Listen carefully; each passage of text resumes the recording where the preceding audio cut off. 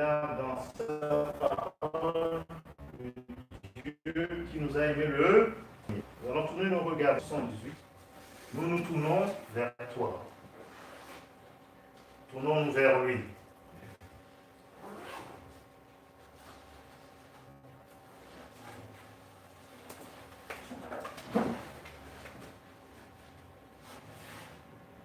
Nous nous tournons vers toi en ce instant. Nous élevons nos voix en ta louange. Nous laissons s'envoler ce monde pour retrouver la paix à genoux. Car tu es le seul Dieu de recevoir l'honneur et la gloire, l'adoration. Car tu es le seul Dieu au-dessus de la terre et des cieux. Tu es le seul Dieu au-dessus de la terre et des cieux. Car tu es le seul Dieu au-dessus de la terre et des cieux. Tu es le seul Dieu au-dessus de la terre et des cieux. Nous t'apportons nos noms pour t'adorer, crier, chanter, danser, pour t'honorer. Nous exprimons la joie, oui, la joie d'être avec toi. Nous proclamons ton nom avec foi. Car tu es le seul digne, Jésus, de recevoir l'honneur et la gloire, l'adoration. Car tu es le seul Dieu au-dessus de la terre et des cieux. Car tu es le seul Dieu au-dessus de la terre et des cieux. Car tu es le seul Dieu au-dessus de la terre et des cieux. Tu es le seul Dieu au-dessus de la terre et des cieux. Notre Père qui es aux cieux, que ton nom soit sanctifié, que ton règne vienne, que ta volonté soit faite sur la terre comme au ciel. Donne-nous aujourd'hui notre pain de ce jour. Pardonne-nous nos offenses, comme nous pardonnons à ceux qui nous ont offensés. Ne nous soumets pas à la tentation, mais délivre-nous du malin, car c'est à toi qu'appartient le règne, la puissance et la gloire, pour des siècles et des siècles. Amen. Oui, Père, soit avec nous, conduis-nous dans toute la vérité. Règne en ce lieu, règne en nous, Seigneur. Amen. Merci parce que tu nous aimes et tu nous as laissé ta parole. Et tu dis ta parole va demeurer. Toutes choses passeront, mais ta parole ne passera jamais. Alors Seigneur, nous voulons plonger nos regards dans ta parole, afin que tu nous transformes par ta parole. Tu nous revigores, tu nous consoles, tu nous guérisses, tu nous purifies, tu nous laves, Seigneur. Dans ta parole, il y a tout. Tu as tout créé par ta parole. Et cette parole demeure jusque dans l'éternité. Donne-nous de la servir dans notre cœur, afin de ne pas pécher contre toi. Donne-nous de chérir ta parole comme un trésor plus précieux, vraiment comme un trésor plus précieux que tout ce que nous pouvons trouver dans ce monde. Merci Père de nous avoir laissé ta parole. Merci pour ton Saint-Esprit qui est là et qui va nous conduire dans toute la vérité. Nous te remercions Père nous te rendons grâce au nom de ton Fils, notre Seigneur, notre Sauveur, Jésus-Christ. Amen. Vous savez, le Seigneur m'a conduit à vraiment méditer sur ce qu'on appelle la propitiation ou l'expiation. C'est deux termes qui paraissent similaires, mais il y a une différence. Mais ce qui est essentiel, c'est que Dieu veut qu'on sache que sans le sacrifice de son Fils, personne ne peut être sauvé. Amen. Oui. Il y a un courant aujourd'hui dans le monde qui veut amener les gens à mépriser le sacrifice de Jésus-Christ à la croix. Et c'est pourquoi le Seigneur veut qu'on vraiment médite sur ce point. C'est vrai, je méditais là-dessus et j'ai reçu un courrier de mes amis Israël, les amis d'Israël. Au fait, ils parlent de ce point également, la propitiation. Je méditais sur le même sujet. Et je reçois un courrier qui parle du même sujet. C'est une preuve que le Seigneur veut qu'on insiste là-dessus. Pourquoi le sang de Jésus, c'est seulement par son sang que nous sommes sauvés? Pourquoi ce n'est pas juste, je demande pardon, pourquoi Dieu a dû passer par son Fils pour nous sauver? Donc c'est très très important. Donc je vais lire juste un petit aspect de ce que j'ai reçu. Le monde postmoderne dans lequel nous vivons aime cultiver une certaine douceur de vivre, ce qui l'amène à rejeter les doctrines bibliques, qui lui semblent cruelles, comme le jugement et l'enfer. L'un de ces enseignements bibliques perçus comme sévères et critiqués est le terme de propitiation et ce qu'il implique. Par propitiation, on désigne le fait que Jésus a apaisé la colère de Dieu ou a rendu Dieu propice. Oui, favorable. Dieu propice à nous. Amen. Donc Jésus a apaisé la colère de Dieu. Il a rendu Dieu propice. Donc sur la croix, par sa mort, pour les péchés du monde. Amen. Donc, nous remarquons ici que Dieu se met en colère, n'est-ce pas? Les gens ne veulent pas entendre ça. Que Dieu peut se mettre en colère. Et que des fois, il faut apaiser sa colère. Mais la Bible est remplie de ces passages. Que Dieu se met en colère. Il est amour, mais il est également juste. C'est justement parce qu'il est amour qu'il ne peut pas supporter l'injustice qu'il se met en colère. Il est lent à la colère, mais il se met aussi en colère. Or, il n'y a pas que l'idée de satisfaction de la colère de Dieu qui soit un concept fondamental. Il y a aussi le fait que Dieu puisse éprouver de la colère. C'est ce rejet que la croix ait pu avoir un lien avec la colère de Dieu qui a incité quelques-uns à qualifier la propitiation ou l'idée d'expiation comme substitution pénale. Et certains pensent que c'est un abus divin sur mineur. Le rejet de la propitiation n'est pas quelque chose de nouveau. Même différentes versions bibliques ont affiché leurs préférences pour d'autres termes que celui de propitiation. Donc, par exemple, dans la Bible, la Colombe ou Nouvelle Bible seconde, pour ne citer que celle-là, ont remplacé propitiation par expiation. Dans Romains 3, verset 25. On va afficher Romains 3, verset 25.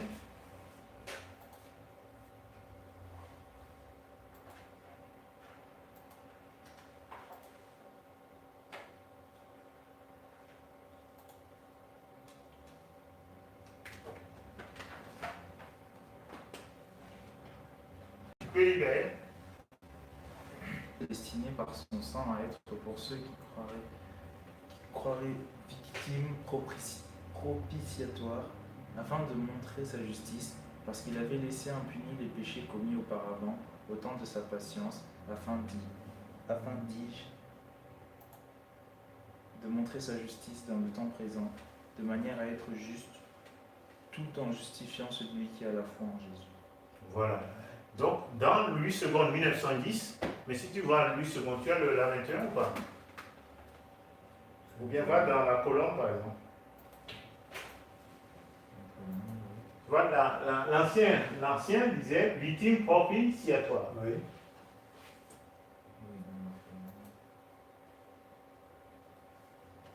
Voilà. La nouvelle dit, la colonne dit expiation. Ouais. On va voir la différence. Hein. Mais propitiation beaucoup plus fort que expiation. Oui. C'est Mais deux l'expiation, c'est une conséquence de la propitiation. Comment ça s'appelle ça, la propitiation. Ouais. C'est un mot un peu difficile à prononcer. Ouais. Ouais. Donc, on continue. Donc, 1 Jean 2, dans Louis II en 1910, 1 Jean 2, verset 2.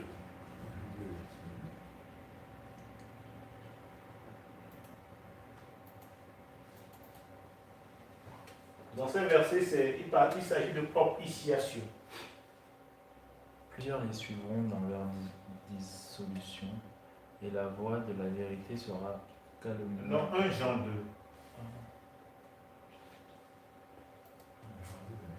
1 Jean 2, verset 2.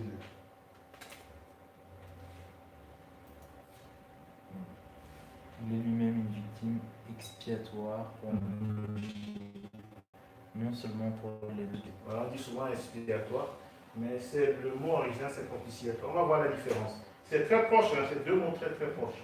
Maintenant, 1 Jean 4, verset 10. Mais retenez l'idée. Déjà, on est d'accord qu'il faut la propitiation ou l'expiation de nos péchés. Amen. Je ne viens pas juste dire Seigneur, pardon. Sans effusion de sang, il n'y a pas de pardon de péché. Donc il fallait que Jésus donne sa vie. Amen. Donc ce point est très important. Le Seigneur veut qu'on le retienne. Sans le sacrifice de son Fils, pas de salut de l'humanité. Si le Seigneur le permet, on le verra un peu plus en profondeur dans Hébreux chapitre 9. Sans effusion de sang, pas de pardon. Donc il fallait que Jésus aille à la croix. Amen. Maintenant, Hébreux 2, verset 17.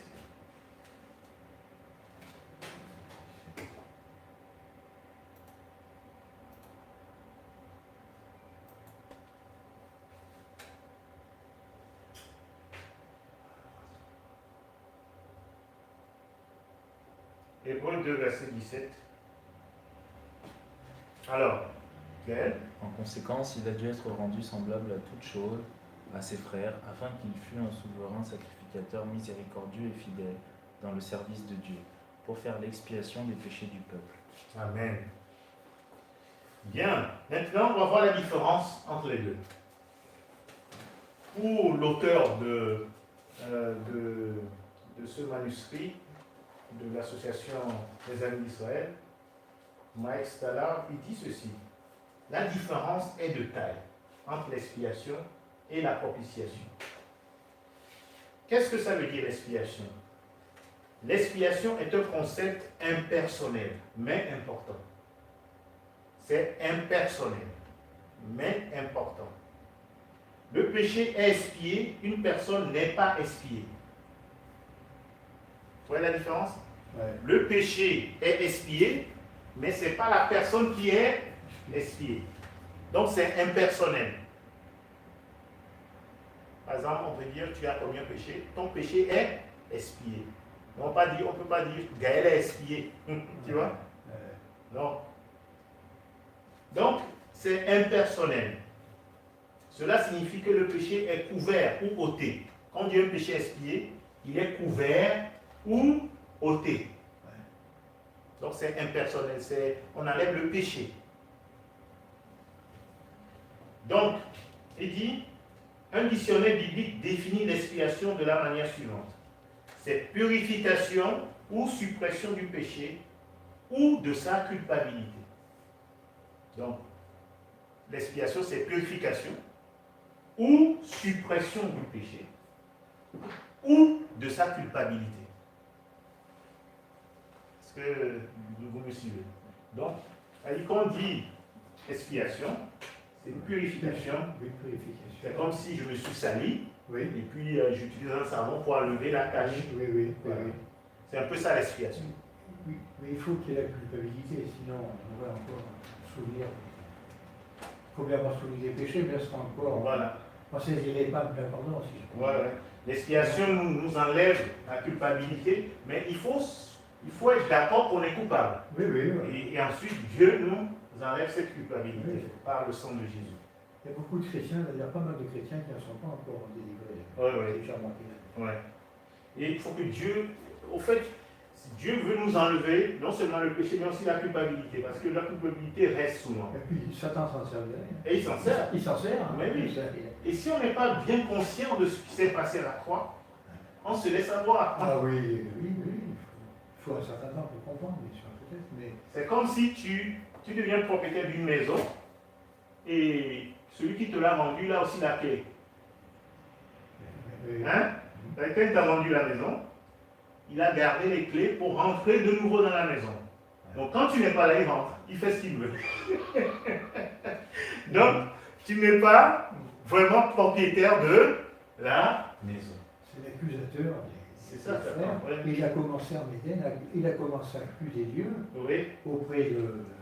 Adam et Ève. Dieu a clairement dit, c'est Ouais. très bien que vous serez tombés, sous-entendu. Il ne vous Exactement. aime pas, il ne veut pas partager sa gloire. tout Voilà, ça, cela. il a dit, mais regardez tous ces gens. Mais Dieu lui a répondu à la croix du calvaire par le sang de Jésus. Exactement.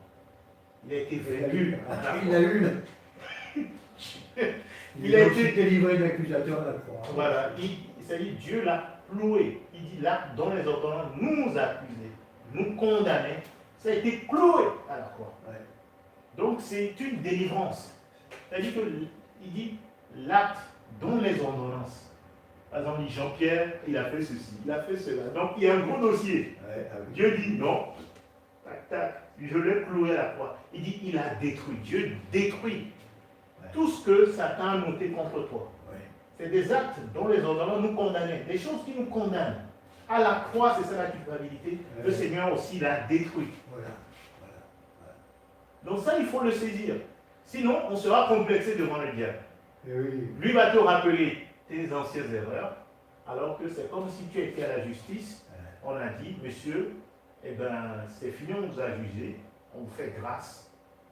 Vous êtes libre, vous pouvez partir. Tout ce que vous avez fait, c'est nettoyé. Ouais.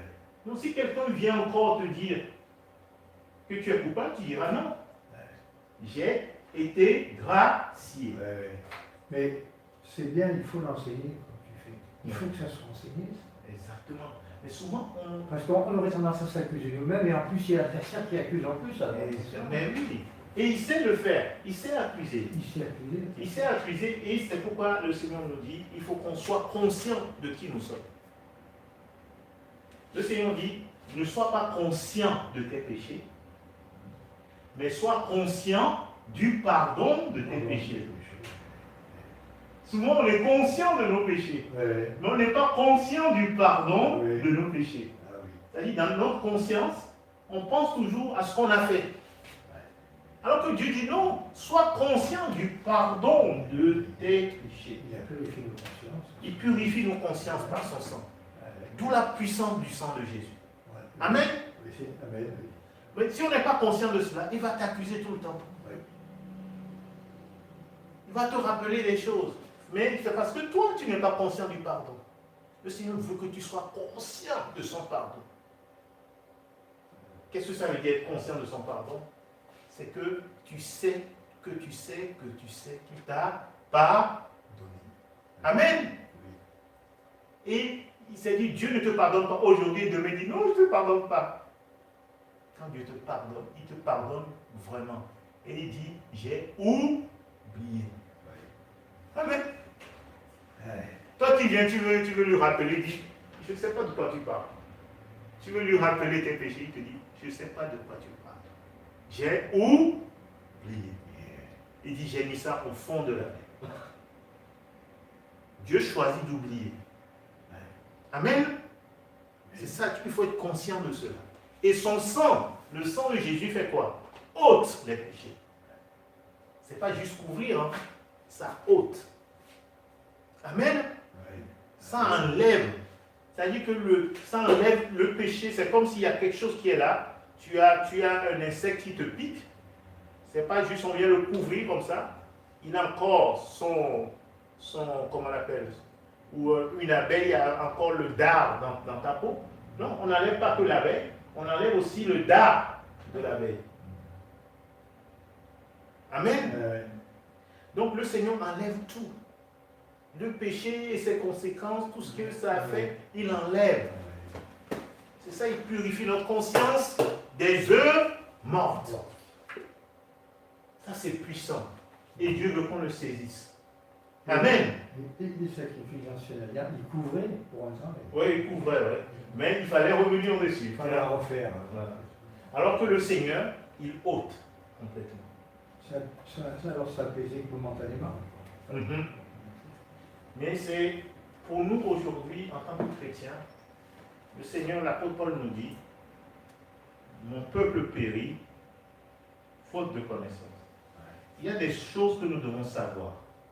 Qu'est-ce qui s'est passé à la croix? Qu'est-ce qui s'est passé? Il dit à la croix, quand il a été crucifié, tu as été crucifié avec lui. Regarde. Oui, mais Jésus a inclus toute l'humanité en lui. C'est-à-dire que c'est comme si, toi aussi tu étais sur la croix, mais c'est Jésus qui l'a fait pour nous. Il pardonne leur car ils ne savent ce qu'ils font. Il pardonne leur car ils ne savent pas ce qu'ils font. À la croix, Jésus, il dit, au fait, il s'est identifié à nous. Il a pris nos péchés. Maintenant, il dit, toi aussi, tu t'identifies à ce que j'ai fait. Au fait, c'est comme si, par exemple, on parle souvent du péché générationnel ou de la malédiction générationnelle.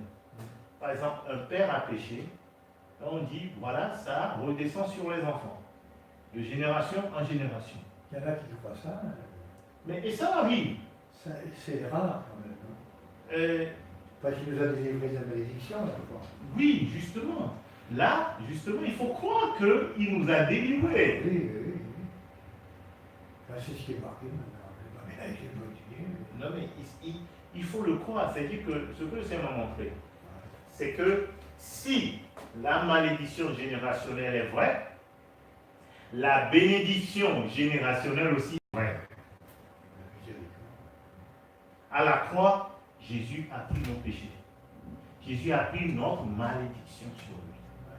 Et en retour, il nous donne la bénédiction. C'est-à-dire que le cours de notre vie change du moment où nous croyons ce qu'il a fait pour nous à la croix. Il prend nos malédictions sur lui et en retour, il nous donne ses bénédictions. Oui, tout est posé une question. Ça doit être sûr un peu. Il y a des services qui prient. Certains secteurs, je l'ai entendu un peu. Qui prient parce que parmi les ancêtres, il y en a qui ont fait tel et tel péché, alors il y aura un lien sur quand on serait chrétien pour certains. Ouais. Est-ce que tu crois que c'est vrai ce qu'ils pensaient? Au fait, ce qui se passe, c'est que tout dépend de la situation. Par exemple, si un père a été abandonné, dans sa... Elle était jeune, il a été abandonné, il a souffert. Ouais. Le mal qu'il a subi, parfois il a tendance à refaire la même chose. Ouais.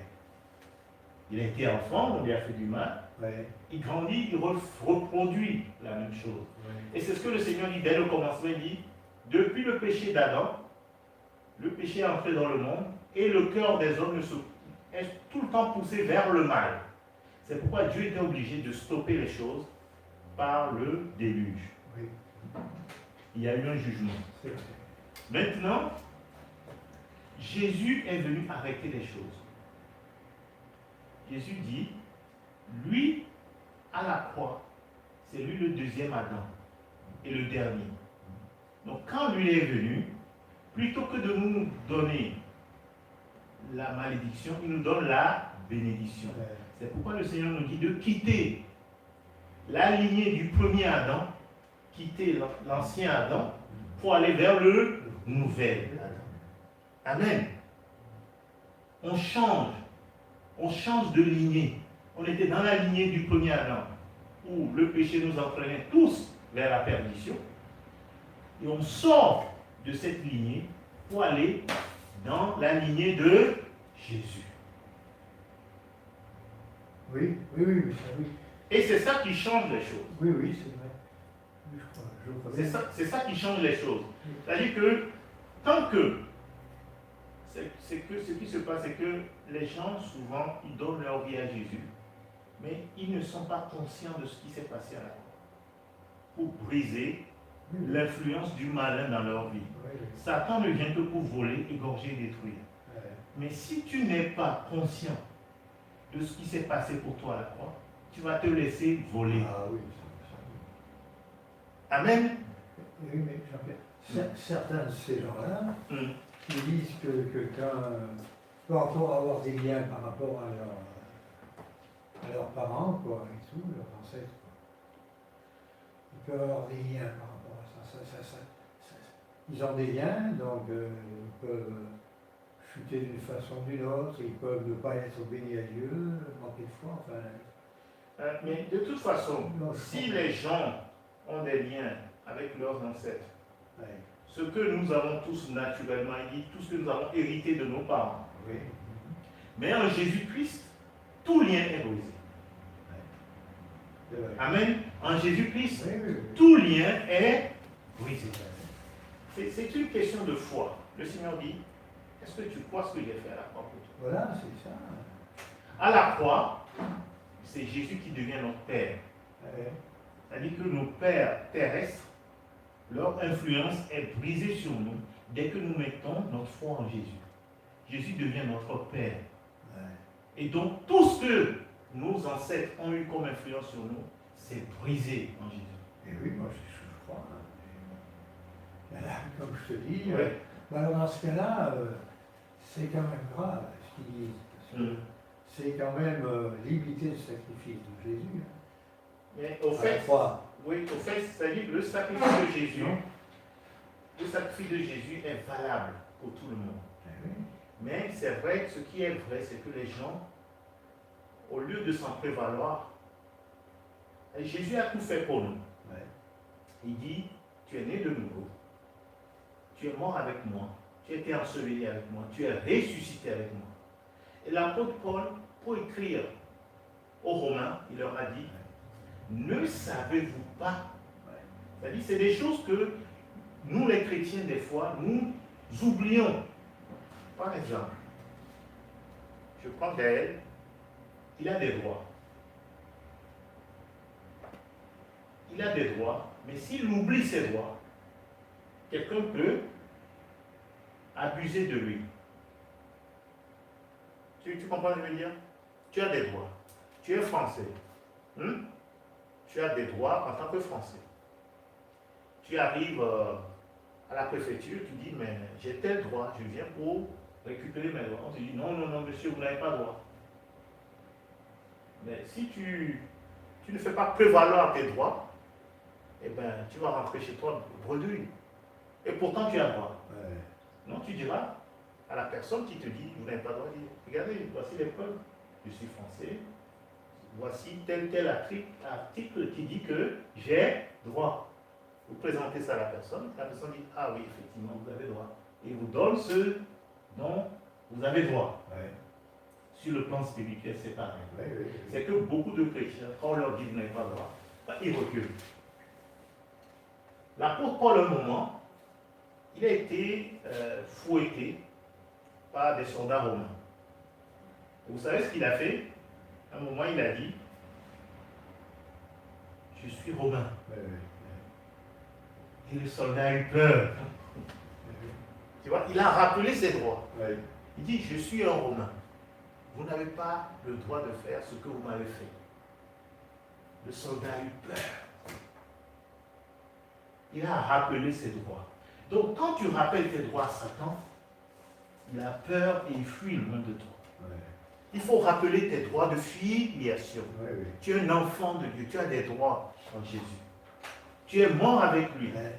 Mais c'est que beaucoup Satan vient voler, égorger. Comment il vole? Il te fait croire que tu n'es pas enfant de Dieu. Ou bien tu as fait une chute, tu es tombé, ou Satan est arrivé à te séduire un peu. Il utilise ça pour te dire, tu n'es plus enfant de Dieu. Et oui, ça peut en arriver là. Hein. Mais oui, c'est ce qu'il fait. C'est-à-dire que tu as chuté un peu seulement, Ouais, et il te dit, tu n'es plus enfant de Dieu, donc tu n'as plus les droits. voilà. Ceux qui enseignent ça, quand même, Il faut rappeler aux enfants de Dieu Ah, que oui. notre Dieu, quand tu as péché, qu'est-ce qu'il nous a dit? Si tu as péché, Voilà. si tu confesses ton péché, il est fidèle et juste pour te pardonner et te purifier. Amen. Et te maintenir dans sa justice. C'est-à-dire, tu gardes tes droits d'enfant de Dieu. Si tu as confessé. Confesser, c'est quoi? C'est se mettre en accord avec Dieu. C'est dire ce que Dieu dit. Si Dieu dit ça c'est mal, tu dis c'est mal. Ouais. Tu confesses. Tu avoues ce que tu as fait de mal. Et tu demandes pardon. Mais Dieu le Père, il est fidèle à son alliance avec toi. Parce que quand tu es né de nouveau, il y a une alliance qui s'est établie. Dieu dit, je suis ton père et toi tu es mon enfant. L'alliance s'établit et Dieu dit, si tu confesses vraiment ce péché, tu le dénonces toi-même. Tu dis, ce que j'ai fait, c'est pas bon, papa. Pardonne-moi, purifie-moi. Le Père, lui, est fidèle. À cause de l'œuvre de Jésus-Christ à la croix, pour te pardonner et pour te purifier et te maintenir dans la justice de Dieu. Oui. Voilà ce que Dieu a prévu pour que Satan ne puisse pas nous éloigner de lui. Et oui, ceux qui enseignent ça, il y en a, je sais qu'il y en a. Là, ils font le jeu de Satan, ça va plus, ça peut pas aller. Quoi. Au fait, ce qui se passe, c'est que le Seigneur ne Alors, ils recherche. ont des bouquins, alors ceux qui ont lu, ceux qui enseignent ça. On ne le voit pas dans la Bible. Hein. Ouais. Non, mais au fait, ce qui se passe, c'est que il ne faut pas se laisser accuser. Moi, ça ne me touche pas. Hein. C'est que j'ai vu des chrétiens. Se sentir accusé. Eh oui. Mais le Seigneur n'est pas là pour nous accuser. Eh, Il dit qu'il faut avoir la conscience du pardon. eh. La conscience du pardon. Et non la conscience du péché. Eh oui, c'est tout Le pardon, c'est le Seigneur, ce qu'il a fait pour moi à la croix. À la croix, il a tout pris sur lui. Tout pris sur lui. Mais en même temps, il y a l'autre facette, il dit, au moment où il le faisait aussi avec toi. C'est ça l'identité. On s'identifie avec lui. Eh. Avec Adam. Quand Adam péchait dans le jardin, Gaël, est-ce que tu étais là? Moi non plus. Et pourtant, nous avons hérité tout ce qui l'a fait de mal. Ouais. Amen. Tout ce que Adam a fait, nous voyons les conséquences dans nos propres vies. Nous avons hérité sa nature pécheresse. Maintenant, il y a eu un autre jardin. Le jardin de Gethsémani. Est-ce que tu étais là, Gaël? Non plus. Mais là, Jésus, qu'est-ce qu'il a fait? Jésus a gagné. Amen. Il a lutté dans la prière, il a gagné. L'ange est descendu le fortifier. Il est allé à la croix pour nous. Donc, tout ce qu'il a hérité, est-ce que c'est pour nous ou pas?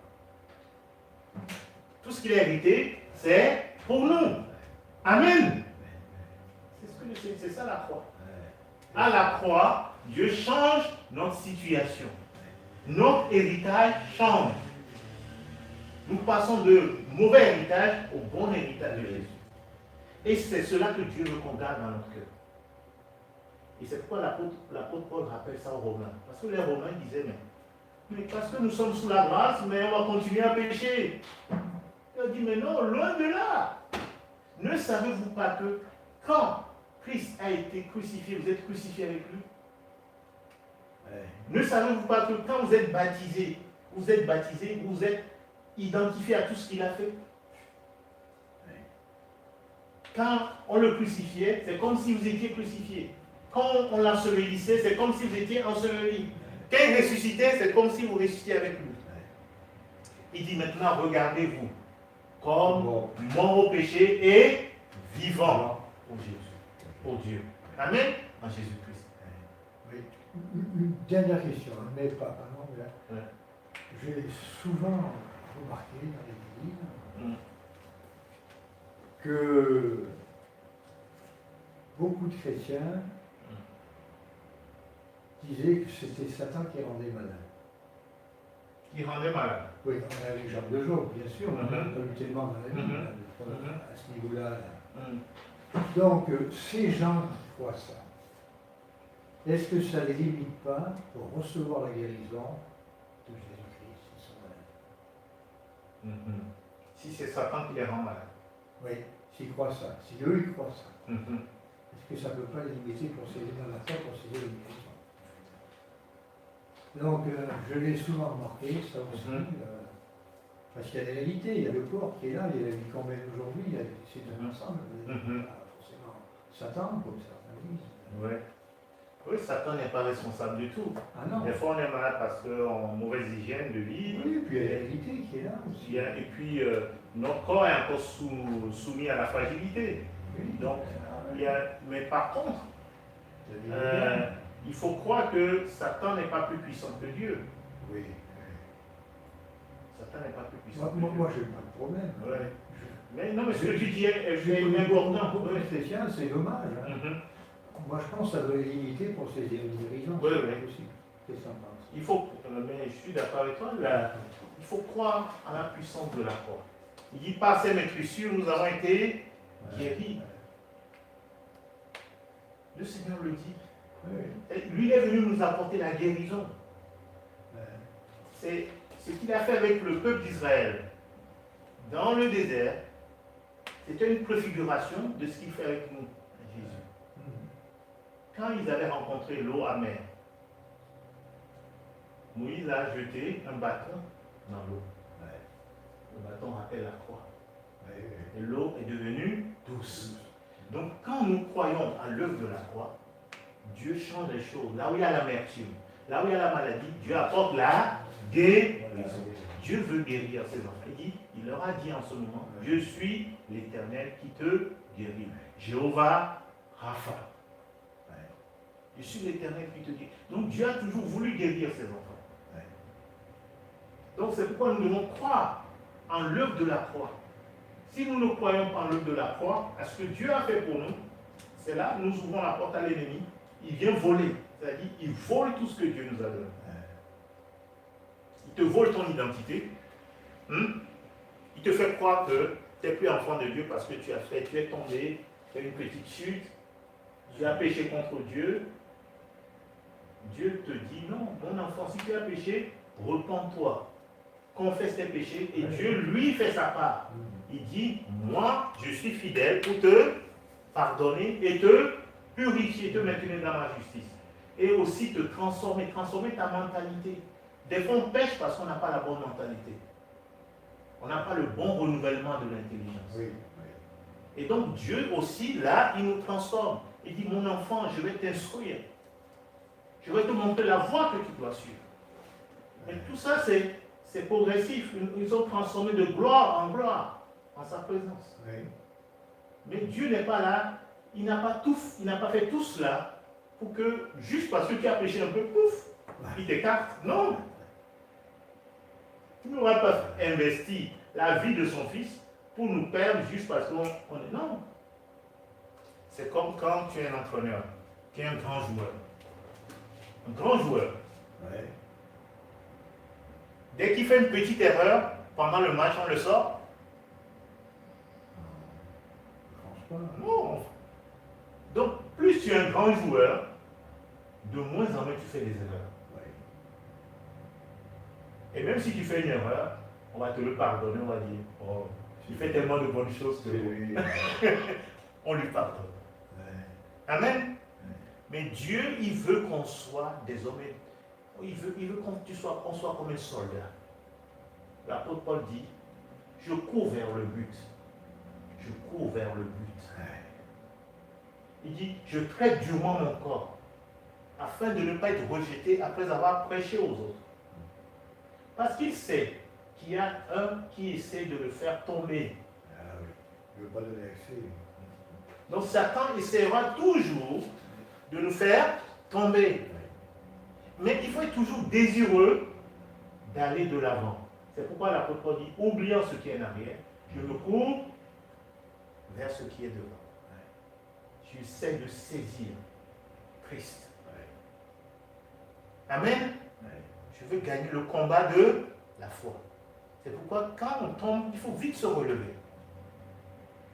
Il ne faut pas rester et dire, oh pauvre de moi. Et il y en a qui, le truc c'est que quand tu commences à te plaindre, là Satan, tu lui as ouvert la porte. Donc il vient voler tout ce que tu as. Toutes les richesses que tu as acquises depuis longtemps, il vient les voler. C'est pourquoi j'exhorte toujours les chrétiens, et moi-même je m'exhorte. Si tu as chuté un peu, ne reste pas là te plaindre. Cours vite dans la maison du Seigneur. Ah oui. Fais comme le fils prodigue, reviens à la maison. Ah oui. Demande au Père, purifie-moi, Oui. lave-moi. Et ce qui est sûr avec le Père, quand tu fais une erreur, souvent, quand tu fais une erreur avec le Seigneur, il te pardonne. Mais il ne s'arrête pas là. Il te transforme aussi. Il dit, le pardon se trouve auprès de lui afin qu'on le craigne. Et la crainte de Dieu, c'est quoi? C'est la haine du mal. C'est-à-dire que Dieu va t'amener à haïr le mal que tu es. Tu vas changer, c'est-à-dire, par exemple, imaginez, j'aime trop les bonbons. Ah, ça c'est difficile hein, de ne pas aimer. Hein. Non, mais on va dire j'aime trop, de manière excessive. Mais Dieu, chaque fois je fais des excès, et puis Dieu me corrige, il me dit, oh Jean-Pierre, tu n'as pas besoin de manger autant. Tu peux en manger 2, 3. Voilà, il commence à me transformer. Mais tu vois, et petit à petit, je commence aussi à faire les choses comme il me le dit. L'excès, je ne suis plus attiré par l'excès. Parce que l'excès, ce n'est pas une bonne disposition de mon cœur. L'excès, c'est comme une folie. C'est-à-dire que je n'ai pas besoin de manger. C'est une folie. Donc Dieu change ma mentalité et je commence à haïr cela. À dire, mais non, mais c'est de la folie de manger 1000 bonbons dans la journée. Donc Dieu change ma mentalité. Et il dit, mais non, je n'avais pas besoin de 1000. 1 ou 2, ça me suffit, ou 3, ça me suffit. Allez, 4, c'est bon. Donc Dieu dit, au fait, je change ta mentalité. Le péché, c'est quoi? C'est louper le but. Il dit, je ne vois pas les choses comme Dieu le voit. Donc, je loupe le but à chaque fois. Donc, Dieu m'enseigne, il me corrige, il m'amène à le craindre. Il me donne la sagesse et je commence à faire de bons choix. Donc il y a le pardon et il m'amène à la sagesse. C'est la crainte de son nom. Amen. Amen. Mais tout passe par la croix. Amen. Oui. Alors je continue cet aspect. L'expiation, c'est une purification ou suppression du péché ou de sa culpabilité. Le péché atteint toujours une culpabilité. Voilà. Donc cette provision a certainement été accomplie lorsque Jésus est mort sur la croix. Cependant, en contrepartie, la propitiation est personnelle. Rappelez-vous, on a vu, l'expiation est impersonnelle. Mais la propitiation est personnelle. Dieu est rendu propice. Amen. Propice. C'est-à-dire favorable. Dieu est propice à toi, c'est ça. Mais l'expiation, c'est personnel. On ne parle que de ton péché. Tu vois. Là, il est propice à toi. le moyen d'expier le péché a satisfait sa colère. Il ne faut donc pas confondre les deux concepts d'expiation et de propitiation. En outre, nous ne devons pas mettre de côté la propitiation, car elle est indispensable pour apaiser la colère divine. Christ a été notre substitut en prenant sur lui nos péchés quand il est mort. Il est tout simplement impossible de ne pas remarquer la multitude de références à la colère de Dieu dans la Bible. L'Ancien et le Nouveau Testament l'enseignent. Dans l'Ancien Testament, tout le système des sacrifices existait parce qu'Israël devait faire face à la colère de Dieu. Ésaïe 53 révèle très clairement la colère de Dieu contre le péché. Le Messie ou le serviteur souffrant a non seulement été méprisé par les hommes, au verset 3, mais également frappé par Dieu, verset 4. Tu peux l'afficher, Ésaïe 53.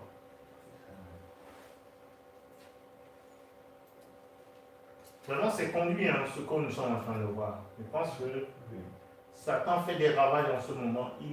Il amène les gens à oublier la croix. Le Seigneur dit, je ne veux rien d'autre parmi vous que Christ et Christ crucifié.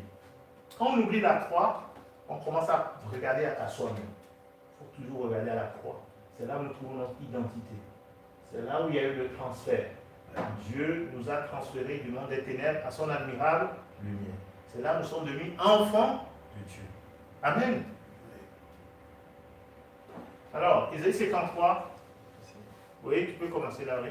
Qui a cru? Qui a cru à ce qui nous était annoncé? Qui a reconnu le bras de l'Éternel? Il s'est élevé devant lui comme une faible plante, comme un rejeton qui sort d'une terre desséchée. Il n'avait ni beauté ni éclat pour attirer nos regards et pour nous plaire. Méprisé et abandonné des hommes, homme de douleur et habitué à la souffrance, semblable à celui dont on détourne le visage, nous l'avons dédaigné, nous n'avons fait de lui aucun cas. Cependant, ce sont nos souffrances qu'il a portées, c'est de nos douleurs qu'il s'est chargé, et nous l'avons considéré comme puni, frappé de Dieu et humilié. Mais il était blessé pour nos péchés, brisé pour nos iniquités. Le châtiment qui nous donne la paix est tombé sur lui, et c'est par ses meurtrissures que nous sommes guéris. Et c'est par ces meurtrissures que nous sommes guéris. Donc c'est conduit. Moi, je sais pourquoi je dis c'est conduit. C'est vraiment conduit ce que nous sommes en train d'étudier. Vraiment conduit par le Seigneur. Alors, le Messie ou serviteur souffrant a non seulement été méprisé par les hommes, mais également frappé par Dieu. Ce que nous avons vu au verset 4. Le témoignage, il était blessé pour nos péchés, brisé pour nos iniquités. Le châtiment qui nous donne la paix est tombé sur lui, et c'est par ses meurtrissures que nous sommes guéris. Donc le verset 5 décrit l'œuvre de Dieu.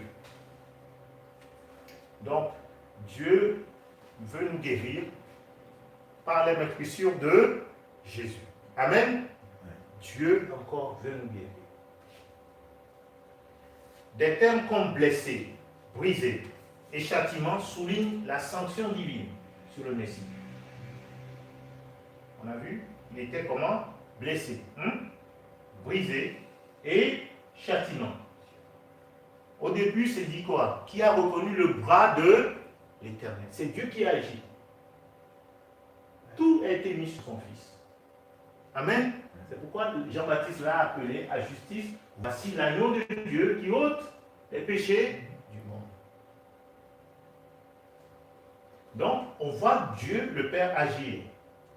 Donc, il est écrit que la colère de Dieu devait être assouvie par sa mort.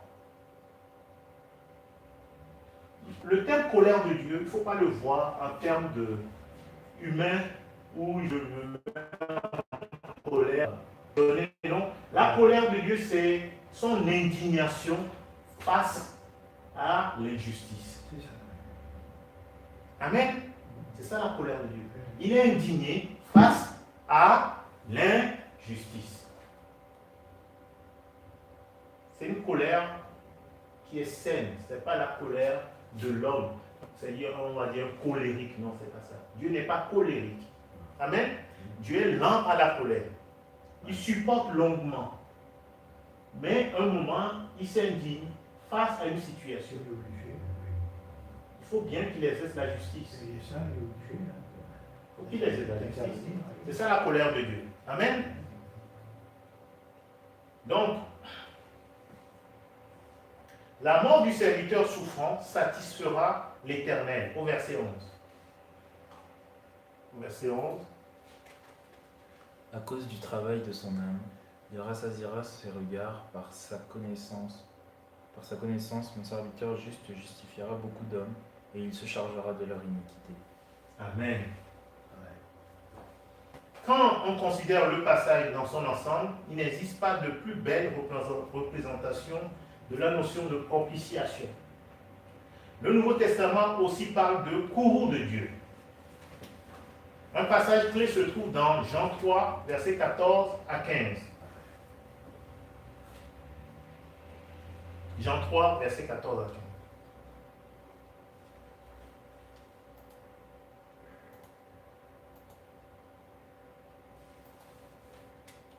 Et comme Moïse éleva le serpent dans le désert, il faut de même que le Fils de l'homme soit élevé, afin que quiconque croit en lui ait la vie éternelle.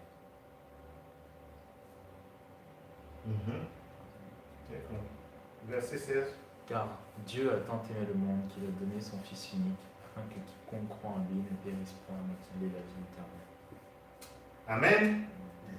Alors, où est-ce qu'on voit le courroux de Dieu dans ce passage? Où est-ce qu'il manifeste sa colère? En sens qu'il a donné son Fils unique, Oui. afin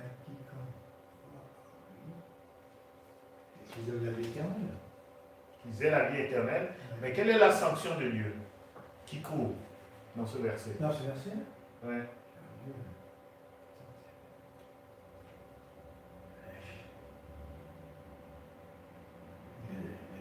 Ne périsse pas. Ne périssent pas. Voilà. À cause de la faute de Adam, du premier Adam, eh bien nous tous, nous avons la sanction. Nous sommes en cours de perdition. Il y a la sanction qui pèse sur nous. C'est la colère de Dieu. Oui, la colère. Oui. Ouais. Mais Jésus est venu nous délivrer de la colère. Amen. Et il y a un passage qui va avec ce que nous avons lui dit. De même, Jésus a pris l'exemple de quelque chose qui s'est passé dans l'Ancien Testament. On va lire Nombre 21, versets 4 à 9.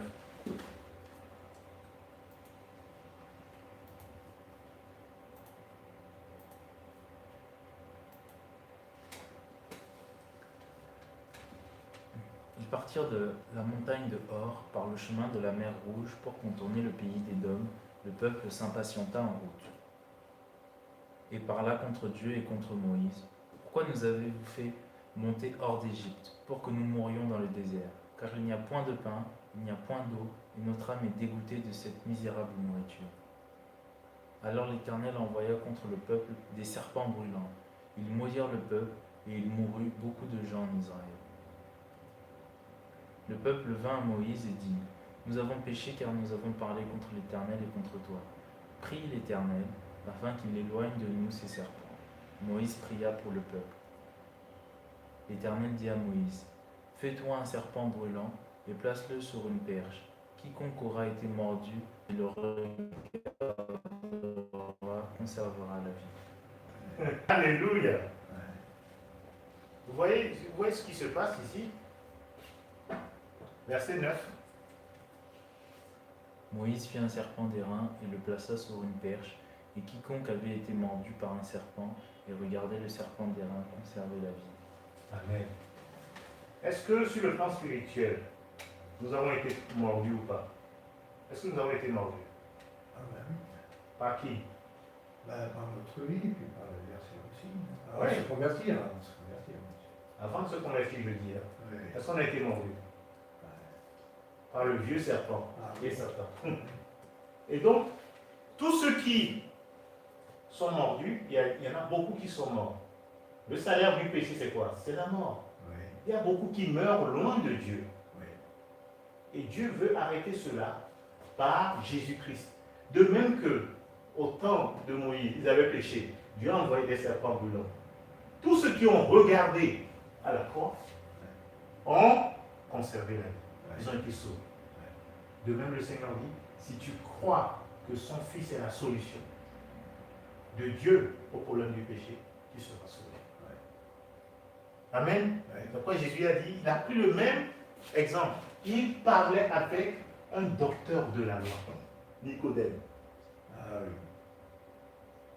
Donc, Nicodème était censé savoir ce qui s'est passé dans le désert quand le peuple s'est révolté. Il dit de même que Moïse éleva le serpent. De même, il faut que le Fils de Dieu soit élevé. Afin que quiconque croit en lui ne périsse pas, mais qu'il ait la vie.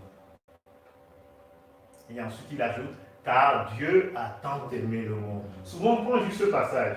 Car Dieu a tant aimé le monde qu'il a donné son Fils unique, afin que quoi. Mais on ne rappelle pas le contexte. Le contexte c'est que, de même que Moïse a élevé le serpent, de même il faut que le Fils de Dieu soit élevé. Donc l'importance de la croix. Afin que quiconque croit en lui ne périsse pas, mais qu'il ait la vie éternelle. Donc Dieu nous dit, tourne ton regard vers la croix. Quand tu vois que le venin du serpent est en train de faire son effet en toi, quand tu vois Satan t'accuse, quand tu vois Satan commence à t'accabler, regarde à la croix et tu vas conserver la vie. Et beaucoup de chrétiens ne regardent pas la croix. Eh oui. Donc quand Satan nous mord, comment il nous mord? Eh bien, c'est quand il nous arrive à nous faire chuter. Quand il arrive à nous faire avoir de mauvaises pensées. C'est ça, c'est morsure. Mais regarder à la croix, revenir à la croix. Dis, papa, je te demande pardon. Et là, tu reçois le remède. L'anti-venin. Amen. Et tu es guéri. Parce que tu as regardé à la croix. Tu es guéri et tu te rappelles de qui tu es aussi, ton identité. Tu n'es pas n'importe qui, tu es un enfant de Dieu. Amen. Pour te faire pécher, comment ça t'en fait? Il te fait croire que tu es un pécheur. C'est ça le vol. Il te vole ton identité. Il te dit, oh, tu ne pas grave, pêche. Donc, il te pousse à pécher. Mais quand tu connais ton identité, qu'est-ce que tu fais? Tu demandes pardon. Amen. Tu dis, mais non, moi je ne suis pas créé pour faire ça. Amen. Je ne suis pas créé pour, par exemple, si tu vois, nous tous, quand il pleut, et quand les chiens font n'importe quoi sur la route, et bien, quand on voit ça, on évite. Tu n'es pas créé pour marcher dedans, n'est-ce pas? Mais il peut t'arriver un jour, par maladresse, de marcher dans les machins de chiens. Et là, quand il t'arrive de marcher dans les... Qu'est-ce que tu fais? Tu dis, oh là là, tu essaies de l'enlever, tu vois? Tu essaies de l'enlever, tu dis, ah, c'est ça confesser ses péchés. Tu dis, oh non, ça pue. Tu vois? C'est ça confesser ses péchés. Tu dis, oh non. Tu vois, ça, c'est pas de toi. Mais si tu gardes ça, tu dis, oh, tout va bien. Tu vois? C'est ça la mauvaise odeur du péché. C'est ça que ces chrétiens font. Ils gardent la mauvaise odeur sur eux. Ils disent, oh non, tout va bien. Les gens disent, non, ça sent pas bon. Et lui dit, non, moi, non, ça va. Il s'accommode avec ça. Vous voyez l'image? C'est Satan nous fait nous à des choses dont nous ne devons pas s'accommoder. On doit rejeter ça. Amen. Parce que ce n'est pas notre identité. Donc, il peut t'arriver de marcher sur une corde de chien. J'aime pas, Moi moi. non plus. Je préfère marcher dans une bouche de vache. Je dis tout de suite. Je préfère marcher dans une bouche de vache. Même les bouches de vache, j'aime pas trop. C'est désagréable, les chiens. Donc, c'est ça le Seigneur attend de nous. C'est ça qu'on fait ses péchés. Mais non, Seigneur, j'aime pas ça. Tu vois? Et ça t'est arrivé, tu dis non. Et la prochaine fois, tu fais attention. Ouais. Il dit, celui qui est né de Dieu se garde lui-même. Et le péché ne le touche pas. Satan ne te touche pas. Si tu te gardes toi-même, c'est-à-dire que c'est toi qui dois prendre la décision et le Saint-Esprit va agir avec toi. Amen. Et tu auras la victoire. Il attaque, il y a des combats. Mais il est vaincu. C'est ça, c'est-à-dire que nous devons être conscients que nous sommes plus que vainqueurs. Celui qui est en nous est plus fort que celui qui est dans le monde. Mais si je ne suis pas conscient de cela, à chaque fois qu'il y a la tentation, je vais céder. Parce que je crois que je ne suis pas fort. Je crois qu'il est plus fort. Donc à chaque fois, je baisse la tête. Amen. Donc ce que le Seigneur veut qu'on fasse, c'est que mais quand il est là, tu dis, tu prends autorité, tu dis, tu quittes maintenant ma vie au nom de Jésus. Tu prends autorité. Si tu es gendarme, par exemple, ou policier, tu dois arrêter une voiture qui a fait un excès de vitesse. Tu utilises de l'autorité. Quand ils viennent, ils te font comme ça, monsieur, voilà. Ou bien tu es la route, là, tu arrives, il te dit, monsieur, là, tu prends autorité et tu obéis. Mais nous aussi, c'est ce qu'il faut faire. Le Seigneur nous dit, vous avez, celui qui est en vous est plus fort que celui qui est dans le monde. Vous avez reçu toute autorité. Le Seigneur dit, allez, faites de toutes les nations, mais voilà, d'ici. C'est un mandat que nous avons reçu de la part du Seigneur. Amen. Et il dit quoi? Il dit que rien ne pourra vous nuire. Toute la puissance des ténèbres ne pourra pas vous nuire. Si vous ne prenez pas votre autorité, ils vont vous nuire. Quand tu manges, une mouche s'approche. Il vient, il veut se poser dans ton repas. Tu le laisses, tu la laisses. Il dit, bon mouche, pose-toi et fais caca. Qu'est-ce que tu fais? Tu la chasses. Si tu ne prends pas autorité, la mouche va se poser. Et sur le plan spirituel, c'est ce que font les petits démons là. Ils viennent, ils veulent se poser, ils veulent infecter notre vie. C'est à toi de les chasser. Tu as l'autorité. Et quand tu prends autorité, ils s'en vont. Au nom de Jésus, tu dis, au nom de Jésus, quitte ma vie maintenant. Et ça, beaucoup de chrétiens ne le font pas. Tu dis, ah, je suis attaqué, Satan m'a attaqué avec ça. Non, c'est parce que tu ne prends pas autorité. Tu n'utilises pas ton autorité. Mais si tu utilises ton autorité, il va fuir. Il dit, résistez au diable et il fuira loin de vous. Amen. Alors, il y en a qui luttent pour leur propre force, s'il y en a là. Oui, non. Ils essayent, il y en a. Oui. Ils n'arrivent pas. Hein. Au fait, il y a une différence entre lutter par ses propres forces et lutter. Ouais. C'est-à-dire que c'est pas l'apôtre Paul a dit, ne savez-vous pas, ni ignorez-vous. Et quand tu ignores qui tu es, là tu ne luttes pas tes propres forces. Ah, oui. Tu ne luttes pas l'identité de Christ qui est en toi. Ouais. Ce n'est pas toi qui luttes, c'est Christ qui vit en toi. Comme l'apôtre Paul dira, ce n'est plus moi qui vis, c'est Christ qui vit en moi. Le Seigneur veut qu'on saisisse notre identité. Bien sûr. Et l'apôtre Paul dit, mais ce n'est pas avec la chair que nous combattons. Les âmes avec qui nous elles sont spirituelles et non charnelles. Amen. Donc même un enfant né de nouveau, il est tout puissant pour vaincre des démons. Bien sûr. Parce que ce n'est pas une question de la chair d'une personne, c'est une question de celui qui vit en Jésus-Christ. Et lui, sa victoire, il la partage avec nous. Il la partage avec nous. Mais Satan, il est toujours voleur, rusé. Et il essaie de nous faire croire que c'est lui qui contrôle la situation. Donc c'est pourquoi nous devons veiller sur nous-mêmes et veiller les uns sur les autres. Et rappeler à nos frères, à nos sœurs, qui ils sont vraiment qui vivent. Oui, c'est ça.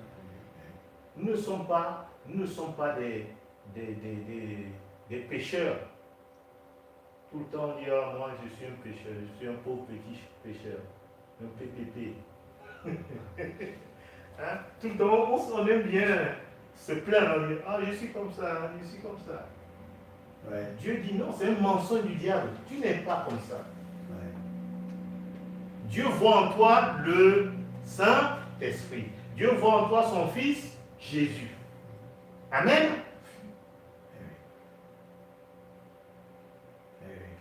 Et si Satan arrive à te tromper, son but c'est de te détruire.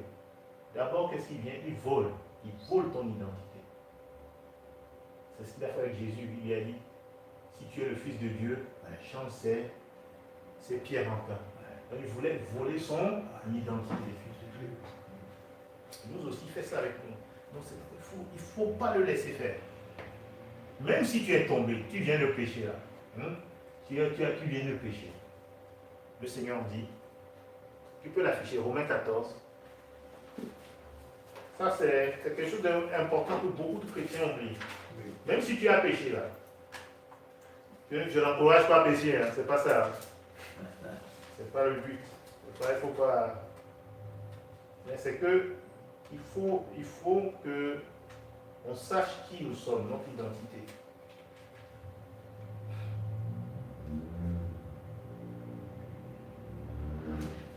Alors, Romains 14, alors verset 4. Qui es-tu, toi qui juges un serviteur d'autrui? Si tu tiens debout ou s'il tombe, cela regarde son maître. Mais il se tiendra debout car le Seigneur a le pouvoir de l'affermir. Amen. Il dit, qui es-tu? Donc quand Satan vient t'appeler, il dit, hey, qui es-tu? Je ne suis pas ton serviteur. Qui es-tu pour me juger? Amen. Si je tombe ou je reste debout, cela regarde qui? Jésus. Amen. Et même si je suis tombé, il a le pouvoir de me relever et de m'affermir. C'est pourquoi il faut vite aller confesser ses péchés. Amen. Donc quand Satan vient te dire, ah, qui est tombé, hein? Il dit, oh, c'est pas toi mon juge.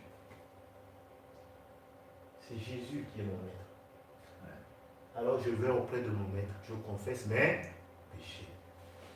Et c'est lui qui est la victime expiatoire, propitiatoire. Dieu sera propice à toi. Amen. Dieu ne fait pas que. Et souvent c'est là qu'il y a la différence. Expiation, propitiation. C'est-à-dire, expiation, on a ôté le péché, mais Dieu a ôté, mais il ne m'aime pas. Hein. Tu vois? Ah, il est fâché contre moi. Non. Propice à lui, il est encore propice à toi. Il est encore favorable à toi. Il y a beaucoup qui raisonnent comme ça. Ils disent, ah, ça fait plusieurs fois qu'il m'a pardonné. Oh, j'abuse. Donc je ne vais plus y aller. Parce qu'ils ne comprennent pas la notion de propice. Amen. Dieu est encore propice. Parce qu'il ne veut pas nous perdre. Oui. C'est pourquoi il a conclu avec nous une alliance à tout point bien réglée. Il dit, si tu arrives de pécher, confesse.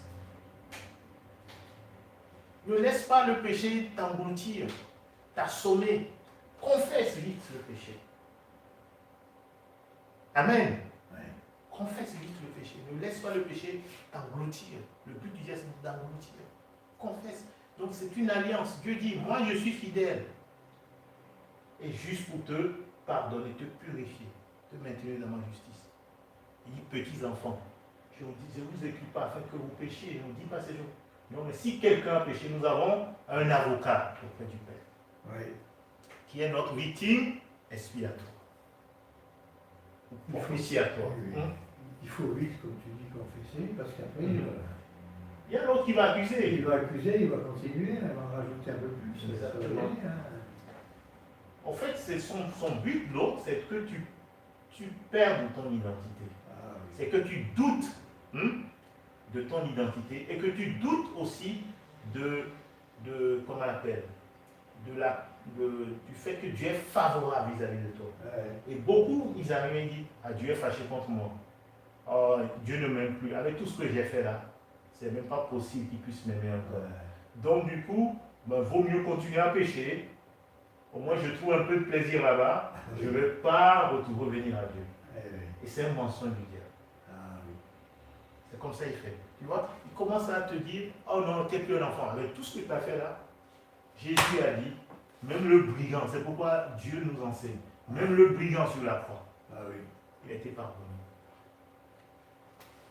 Amen. Oui. Donc il n'y a pas un péché que le sang de Jésus ne puisse ôter. Il n'y a pas un seul péché que le sang de Jésus ne puisse ôter. Donc ne laissons pas l'ennemi nous voler notre identité, nous accuser, te faire croire que, oh, toi, ton cas là, c'est fini.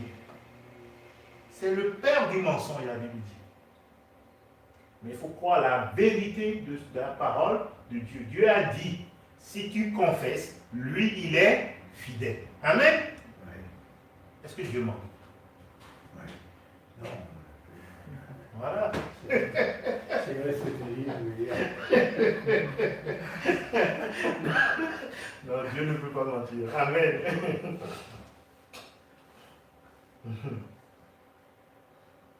Bon, on va essayer de finir. Alors, Nombre 21, versets 4 à 9, et sa future. Donc, Jésus établit un parallèle entre Nombre 21, 4 à 9, et sa future mort sur la croix. Dans Nombre 21, Dieu envoie des serpents dans le camp israélite à cause du péché du peuple contre lui. Moïse fabrique un serpent d'airain qu'il fixe au sommet d'une perche pour que ceux qui avaient été mordus par un serpent puissent jeter sur lui un regard de foi et être guéris. Donc c'est par la foi. Nous saisissons la grâce de Dieu par la foi. Amen. Un regard de foi. Donc il faut toujours avoir ce réflexe d'avoir un regard de foi sur la croix. Tu dis, ah oui, c'est là. Si j'arrive à regarder la croix, c'est moi aussi sauvé. Donc le but de Satan, c'est de t'empêcher de voir la croix. Avec ses accusations. Il crée un écran de fumée là, pour que tu ne vois plus la croix. Mais toi, tu fais tout.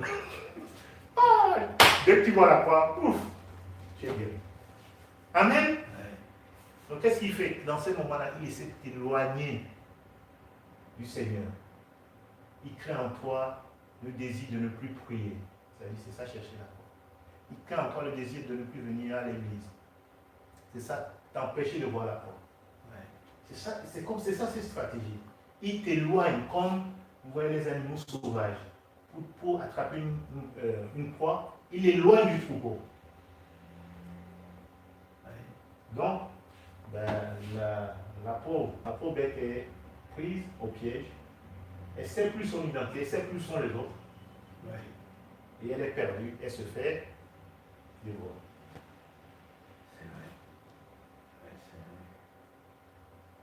Donc que le Seigneur nous aide. Amen. Alors, c'est ainsi que la colère du Seigneur a été détournée. De la même manière, la croix de Christ a détourné la colère de Dieu. Sinon, l'analogie n'a plus de sens. Plus loin, dans Jean 3, le verset 36, déclare clairement que la colère de Dieu demeure sur, tu peux afficher, Jean 3, verset 36, il dit, la colère de Dieu demeure sur celui qui ne croit pas au Fils. Amen. Donc Dieu a pourvu à la solution. Mais si on ne croit pas au Fils, qu'est-ce qui se passe? La colère demeure. C'est comme ce jour-là, tous ceux qui ont dit, oh Moïse, qu'est-ce que tu nous as inventé? C'est quoi cette perche avec un serpent dessus? C'est quoi ça? Tous ceux qui ont méprisé la solution que Moïse a apportée par grâce et sont morts. Donc ne méprisons pas la croix. Amen. Et il dit, il n'obtient pas la guérison du péché obtenu par la mort substitutive pénale de Christ pour son péché. Ce sacrifice est la propitiation pour le péché, c'est-à-dire la satisfaction de la colère de Dieu.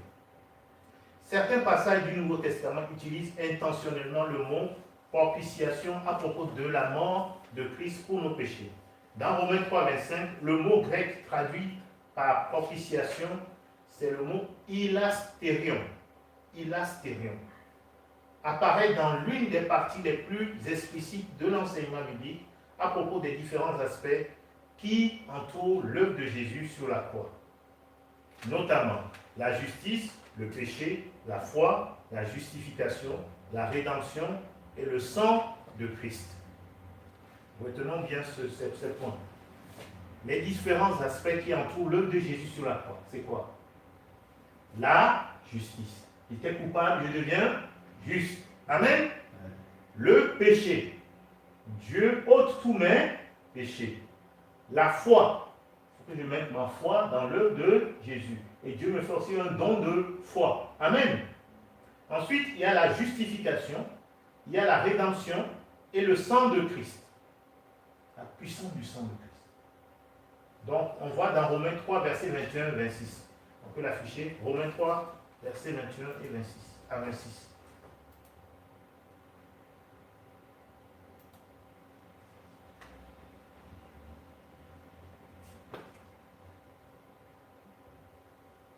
Tu peux lire derrière.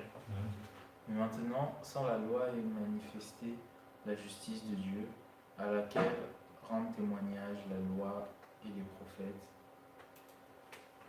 Justice de Dieu par la foi en Jésus-Christ pour tous ceux qui croient, il n'y a point de distinction. Car tous ont péché et sont privés de la gloire de Dieu. Et ils sont gratuitement justifiés par sa grâce, par le moyen de la rédemption qui est en Jésus-Christ. Celui que Dieu a destiné par son sang à être pour ceux qui croiraient victime propitiatoire, afin de montrer sa justice, parce qu'il avait laissé impunis les péchés commis auparavant, au temps de sa patience, afin, dis-je, de montrer sa justice dans le temps présent, de manière à être juste, tout en justifiant celui qui a la foi en Jésus. De manière à être juste, tout en justifiant celui qui a la foi en Jésus. Donc Dieu est juste, mais en même temps il nous justifie. Amen. Nous qui étions coupables. Alors, on va bientôt finir. La propitiation est également incluse dans la liste, puisque l'apôtre Paul écrit, car tous ont péché et sont privés de la gloire de Dieu. Ils sont gratuitement justifiés par sa grâce, par le moyen de la rédemption qui est en Jésus-Christ. C'est lui que Dieu a destiné à être par son sang, pour ceux qui croiraient, victimes propitiatoires. Amen, c'est ce que nous venons de voir. Ce passage indique clairement que la propitiation est l'œuvre de Dieu au moyen du sang de Christ. Dieu agissait lui-même pour que sa colère soit satisfaite et les pécheurs sauvés par la foi en Christ. Amen. Nous sommes sauvés. Dieu n'est pas fâché contre nous. Ça veut dire, quand tu n'es pas fâché contre quelqu'un, ça veut dire quoi? Hein? Tu es en paix avec lui. Tu es en paix avec lui. Donc tu l'aimes bien. Je ne suis pas fâché. On dit souvent à quelqu'un pour le rassurer, je ne suis pas fâché contre toi. Donc ça veut dire la relation, elle est bonne. Amen. Donc c'est ça la propitiation. Mais souvent, j'ai comme l'impression des fois, on pense Dieu nous a pardonné, mais c'est comme si il nous pardonne, mais il y en a qui ont cette conception qui est fausse. Ils pensent que Dieu les pardonne, mais il les garde loin de Dieu. C'est pas ça l'amour de Dieu. Amen. Il te pardonne, mais comme le père du fils prodigue, qu'est-ce qu'il a fait? Il a pris de son fils. Il était content de voir son enfant. Mais il y a un qui a intérêt que tu restes loin de ton père. C'est qui? C'est le diable. Lui, il veut que tu crois que ton père ne t'aime pas. Amen. Lui, il veut que tu crois que le père t'a pardonné, mais mais il ne t'aime pas, tu vois. Mais ici, Dieu nous dit le contraire. Dieu nous aime. Amen. Mais donc, pour que Jésus soit propice, soit favorable, vis-à-vis de Dieu, il faut d'abord l'expiation. L'expiation, c'est une des conséquences. Oui, c'est vrai. L'expiation qui précède la propitiation. Voilà, c'est ce que vous dites. L'expiation précède la propitiation. Donc, il ôte le péché, il enlève tout ce qui bloque notre relation. Et maintenant, il n'est pas en colère contre nous, il est propice à nous. Amen. Ça se complète. Hein?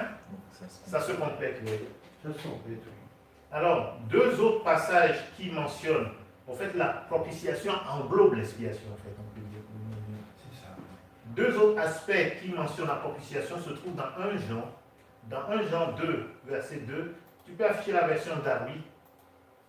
Mes enfants, je vous écris ces choses afin que vous ne péchiez pas.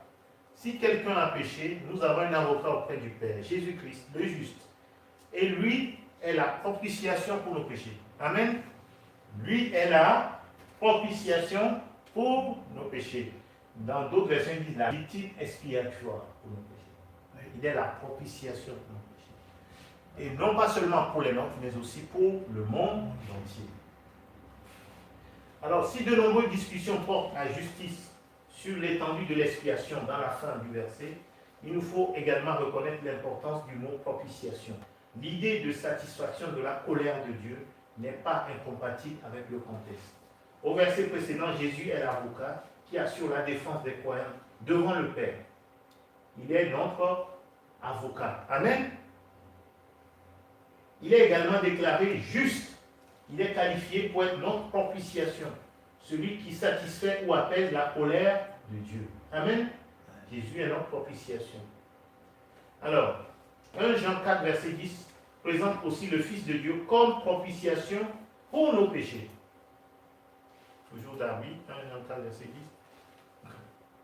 En ceci est l'amour, non en ce que nous ayons aimé Dieu, mais en ce que lui nous aimant et qu'il envoya son Fils pour être quoi? La propitiation pour nos péchés.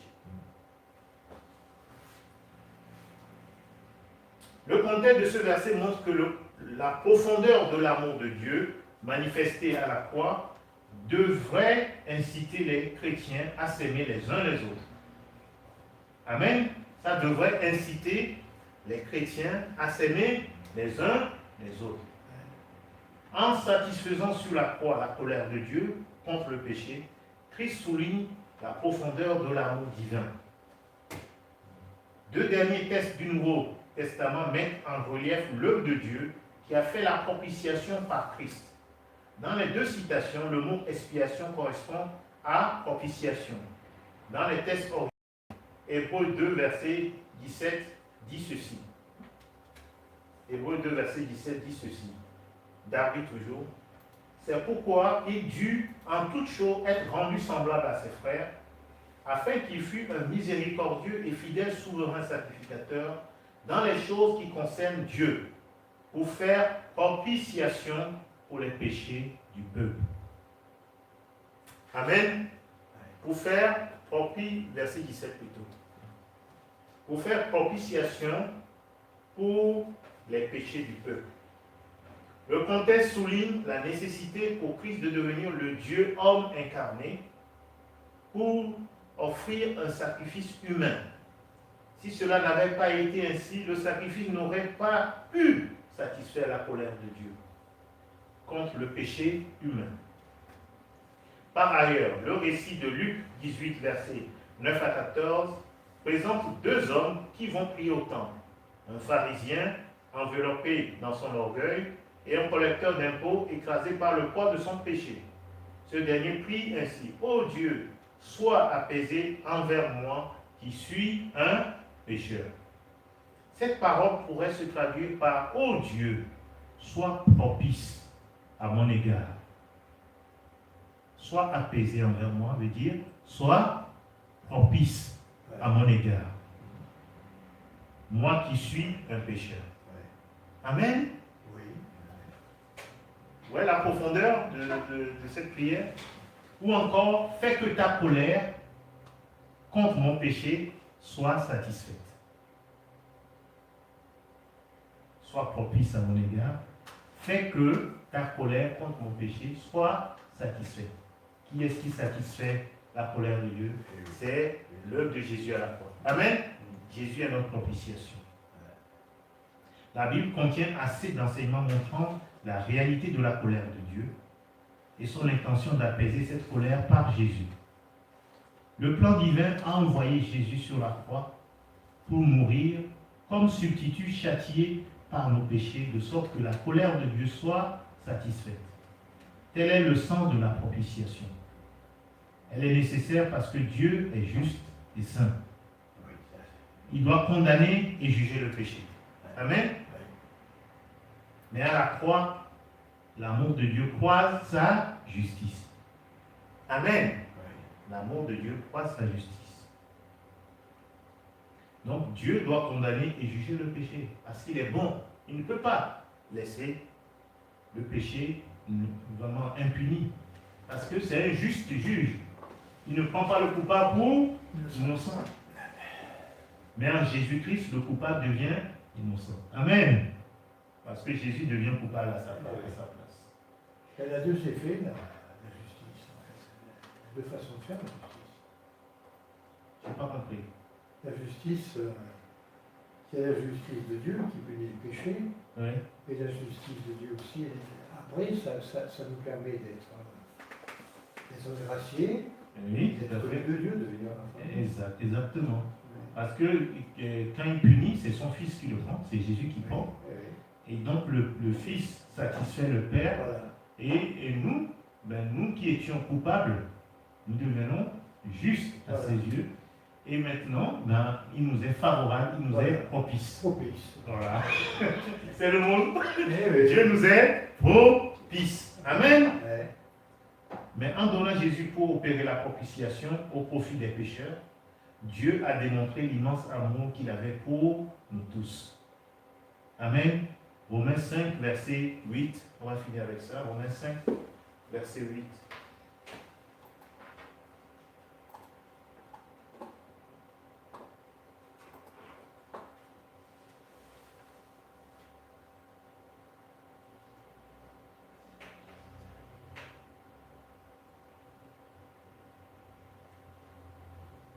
Mais Dieu constate son amour à lui envers nous, en ce que lorsque nous étions encore pécheurs, Christ est mort pour nous. Amen. La propitiation de Dieu.